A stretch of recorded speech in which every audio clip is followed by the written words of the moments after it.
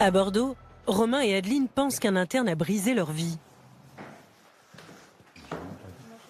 Le couple a rendez-vous avec son avocat, Maître Coubris.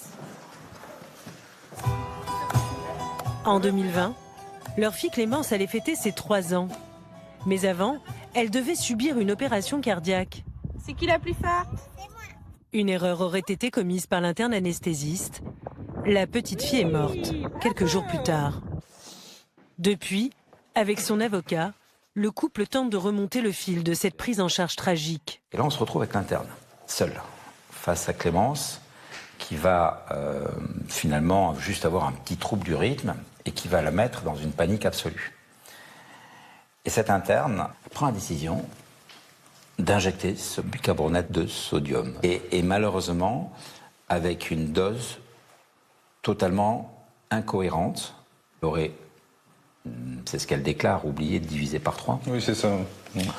Sauf que nous, nos experts, ils retiennent une dose qui peut être 5 à 10 fois supérieure à ce que Clémence aurait dû recevoir.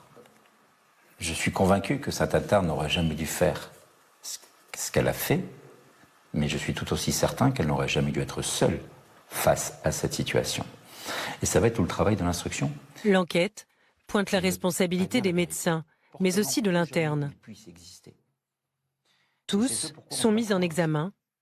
Contactés, leurs avocats n'ont pas souhaité s'exprimer. Alors que la cause, ils la connaissaient à la base. Moi, je crois. On va tout faire pour vous convaincre. Les 3 personnes mises en examen aujourd'hui sont exposées au même risque. Il y a un risque d'interdiction d'exercer leur métier. Alors, de façon certaine, pour les 2 médecins, c'est plus complexe pour l'interne, puisqu'elle n'était pas médecin à ce moment-là. Également, une peine d'emprisonnement jusqu'à 3 ans pour chacun d'entre eux. Monsieur et Madame Claude, je vous l'ai toujours dit, on ira vers une sanction pénale, j'en suis tout à fait convaincu. Pour le corps médical, la plupart du temps, c'est du sursis qui est prononcé. C'est extrêmement rare qu'il y ait du ferme.